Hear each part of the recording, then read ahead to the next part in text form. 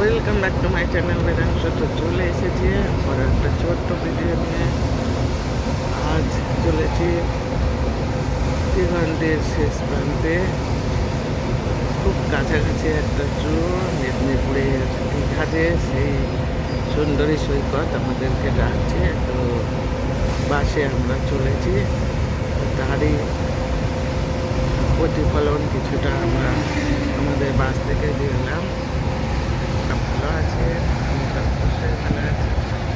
সবাই good morning জানিয়ে আজকে পুজোটা শুরু করছি। সবাই ভালো থাকবে, সুস্থ থাকবে।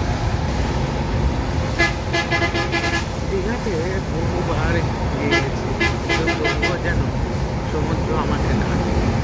তাই এই আমার নবমতম দীঘা যাওয়া।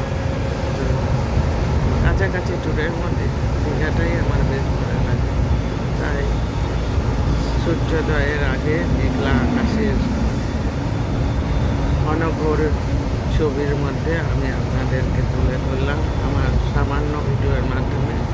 আশা করি আপনাদের ভালো লাগবে।